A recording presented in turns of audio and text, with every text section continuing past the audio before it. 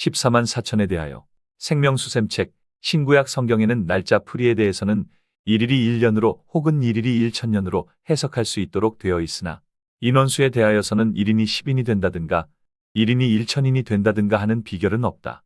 계시록 7장 내가 입맞은 자의 수를 들으니 이스라엘 자손의 각 지파 중에서 입맞은 자들이 14만 4천이라 하였고 계시록 14장 저희가 보좌와 내 생물과 장로들 앞에서 새 노래를 부르니 땅에서 구속함을 얻은 14만 4천인 밖에는 능히 이 노래를 배울 자가 없더라 하였다. 엘렌 지 화이시 계시를 통해서 본 14만 4천 특성에 대해 첫째, 그들은 우주에서 어떤 다른 무리가 경험하지 못한 특별한 경험들을 가졌다. 두 번째, 그들은 짐승과 그 우상과 그 표에 대하여 승리를 거두었다. 세 번째, 그들은 하나님의 심판이 마지막으로 부어지는 때에 중보자 없이 홀로 섰다. 네 번째, 그들은 이 땅이 기근과 온역으로 황폐해진 것을 보았으며 태양이 큰 열을 가지고 사람들을 태우는 능력을 목도했다. 다섯 번째, 그들은 개국 이래로 그때까지 없는 환란을 통과한 자들이다. 여섯 번째, 그들은 야곱의 환란의 고민을 견딘 자들이다. 일곱 번째, 그들은 첫째 부활을 목도할 것이며 죽었던 그들의 형제를 식별할 것이다. 여덟 번째, 그들은 산자 가운데서 하늘로 승천할 것이다. 아홉 번째, 그들은 정확한 수의 사람들이다. 열 번째, 그들은 하나님과 어린 양께 드려지는 처음 열매들이다. 14만 4천인의 품성에 대해 본 계시. 그들은 교회 안에 행하여지는 모든 가증한 일을 보고서 탄식하며 울부짖는 자들이다. 그들은 살아계신 하나님의 인을 받은 자들이다. 그들은 깨끗한 신앙을 가진 자들이다. 그들은 그들의 하나님 앞에 흠이 없는 자들이다. 그들은 짐승의 우상에게 경배하는 것보다 죽음을 택한 자들이다. 14만 4천인의 보상에 대해 본 계시. 그들은 그리스도 바로 곁에 설 것이다. 그들은 모세와 어린 양의 노래를 부를 수 있는 유일한 사람들이다. 그들은 온 우주 앞에 하나님의 특별한 전시와 시범을 위해 유리 바다 위에 정사각형으로 설 자들이다. 그들은 하늘 성전에 들어갈 명예를 얻은 유일한 사람들이다. 그들의 이름은 하늘 성전 안에 있는 돌비에 금색으로 새겨질 것이다. 그들은 다른 세계들을 방문할 것이다. 그들은 어린 양이 어디로 가든지 그를 따라갈 것이다. 안상홍님 말씀과 둘째 천사의 사명을 가진 엘렌 지 화이트를 통해 계시로 보여주신 14만 4천에 대한 예언입니다. 그럼 14만 4천이 어떻게 구성이 되어지게 하셨는지 예언의 말씀을 통해 살펴보도록 하겠습니다. 요한복음 10장 나는 선한 목자라 나는 양을 위하여 목숨을 버리노라. 또 이우리에 들지 아니한 다른 양들이 내게 있어 내가 인도하여야 할 터이니 저희도 내 음성을 듣고 한 무리가 되어 한 목자에게 있으리라.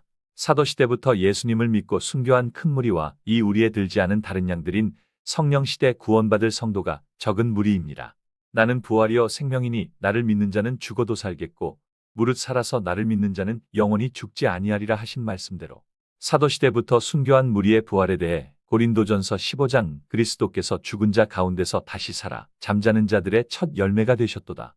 초림 예수님은 육체를 입고 부활하셨지만 신령한 몸으로 시공간을 자유롭게 이동하신 모습처럼 마지막 날의 사도들 역시 육체를 입고 부활하지만 신령한 몸으로 부활하기에 육체는 더 이상 감옥이 아닌 의복처럼 입고 벗을 수 있게 되며 시공간 역시 마음대로 오갈 수 있는 모습이 부활의 몸인 것입니다. 사도시대 순교한 큰 무리와 함께 마지막 시대 살아있는 적은 무리가 한 무리로 14만 4천을 형성하게 되는 것입니다. 혹자는 이렇게 말할 수 있을 것입니다. 14만 4천 무리는 죽지 않고 살아서 승천할 무리인데 큰 무리 사도들은 죽었으니 14만 4천이 될 수 없다고 할 것입니다. 하지만 성경에서는 사도들을 죽은 자라 하지 않고 살아남아 있는 자라고 증거하고 있습니다. 데살로니가전서 4장 주께서 호령과 천사장의 소리와 하나님의 나팔로 친히 하늘로 쫓아 강림하시리니 그리스도 안에서 죽은 자들이 먼저 일어나고 그 후에 우리 살아남은 자도 하였습니다. 분명 사도 바울은 초대교회 때 순교를 당했지만 우리 살아남은 자도 라고 표현함으로 산성도임을 증거하였습니다. 성경에 실수로 죽을 줄 모르고 기록했다고 하는 정말 성경도 모르고 하는 사람이 있습니다만 바울이 절대 모를 리 없습니다. 또한 성경이 그렇게 실수로 기록되어진다면 어떻게 성경을 통해 구원으로 나갈 수가 있을까요? 우리가 생각하는 죽음과 삶은 육체가 죽는 것을 기준으로 말하지만 하나님께서는 죽음을 잠으로 말씀하셨고 마태복음 8장에는 죽은 자로 죽은 자를 장사케 하라라고 하시며 오히려 육체는 살아있어도 영적인 눈이 감겨 그리스도 예수님을 알아보지 못한 자가 진짜 죽은 자다 라고 말씀하셨던 것입니다. 그래서 초실절의 절기 성취가 부활절로 이루셨는데 초실절 절기 예식이 처음 익은 곡식 한 단을 가져다 높이 들어 흔들게 하신 뜻이 먼저는 첫 열매로 부활하시고 높이 든 것처럼 십자가 승리 후 영광의 보좌에 앉으실 것을 나타내기 위한 것이며, 그 다음은 예수님의 붙은 열매 사도들이며 잠든 영혼을 흔들어 깨우는 부활로 성취가 되는 것이며, 곡식단을 높이 든 것처럼 비록 육체는 순교했지만 부활 후에 하늘의 가장 큰 영광인 14만 4천 큰 무리로 마지막 때 천사를 심판하는 자리에 서게 됨을 증거하는 초실절 예식인 것입니다. 곡식은 구원받을 성도를 뜻하며 흔든 것 같이 잠든 영혼을 흔들어 깨우는 것으로 보이신 것입니다. 이처럼 진짜 죽음은 그리스도를 통해 생명을 얻지 못해 잠들어도 깨어나지 못하는 것이 죽음인 것입니다. 그럼 초대교회 성도들이 마지막에 어떻게 적은 무리와 한 무리가 되는지에 대한 예언을 보겠습니다. 에스겔 37장 1절. 나를 데리고 골짜기 가운데 두셨는데 거기 뼈가 가득하더라. 나를 그 뼈 사방으로 지나게 하시기로 본즉 그 골짜기 지면에 뼈가 아주 많고 아주 말랐더라. 그가 내게 이르시되 인자야, 이 뼈들이 능히 살겠느냐 하시기로 내가 대답하되 주 여호와께서 아시나이다. 또 내게 이르시되 인자야, 뼈에게 대언하여 이르기를 너희 마른 뼈들아 여호와의 말씀을 들을지어다. 여호와께서 뼈들에게 말씀하시기를 내가 생기로 너희에게 들어가게 하리니 너희가 살리라. 이에 내가 그 명대로 대언하였더니 뼈들이 서로 연락하고 뼈에 힘줄이 생기고 살이 오르고 그 위에 가죽이 덮이나 그 속에 생기는 없더라. 또 내게 이르시되 인자야, 너는 생기를 향하여 대언하라. 주 여호와의 말씀에 생기야 사방에서 붙어와서 이 사망을 당한 자에게 불어서 살게 하라. 이에 내가 그 명한대로 대언하였더니 생기가 그들에게 들어가 그들이 곧 살아 일어나서 서는데 극히 큰 군대라. 내게 이르시되 인자야, 이 뼈들은 이스라엘 온 족속이라.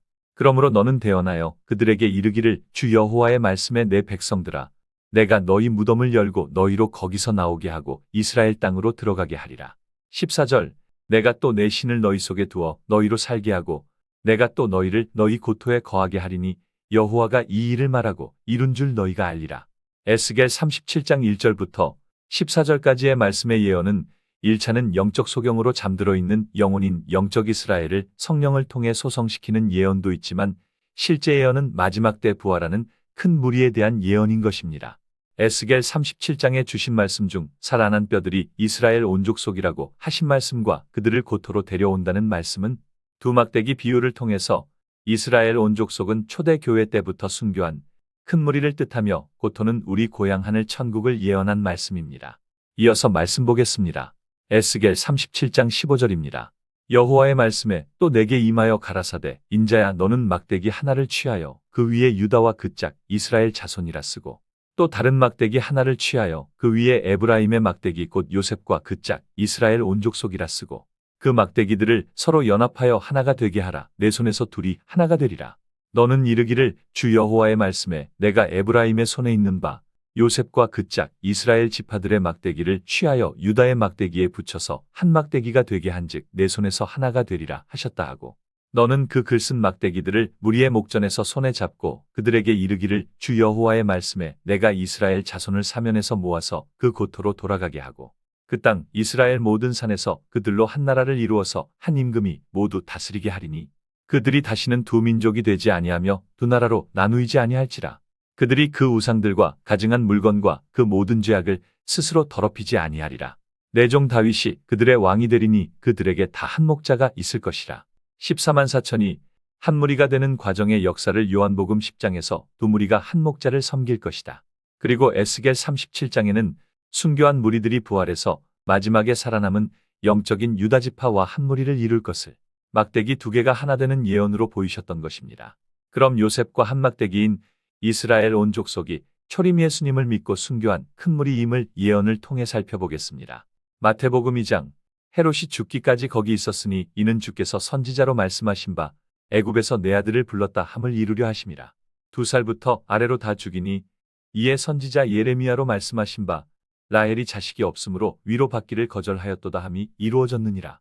형들이 요셉을 죽이려 했지만 죽이지 못하고 애굽에 팔아버린 역사의 예언 성취는 헤롯이 예수님을 죽이려 했지만 찾지 못하고 2살 아래 아이를 죽이고 예수님은 애굽으로 피신하게 되는 역사로 성취가 된 것입니다.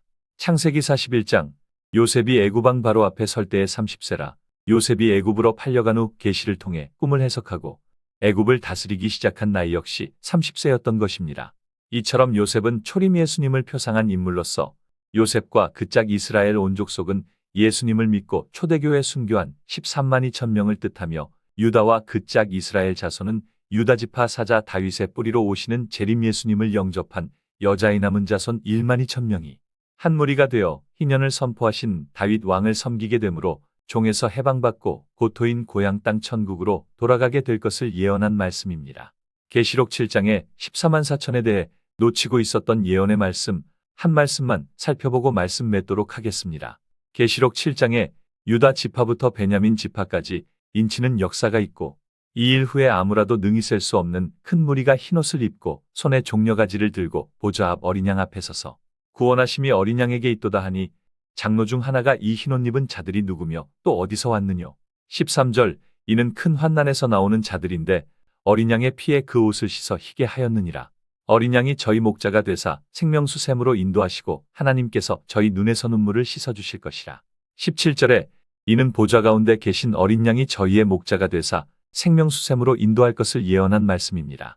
인친 후 등장하는 큰 무리라 해서 14만 4천이 따로 있고 큰 무리가 따로 있다고 생각하는 교회가 있는데 내용을 자세히 읽어보시면 이 일 후는 14만 4천에게 인을 친 후에 있을 예언이며 또 다른 무리가 있는 것이 아니라 재앙과 환난을 견뎌낸 인내의 성도인 14만 4천을 가리켜 능히 셀 수 없는 무리로 표현하였다는 것을 알 수 있습니다.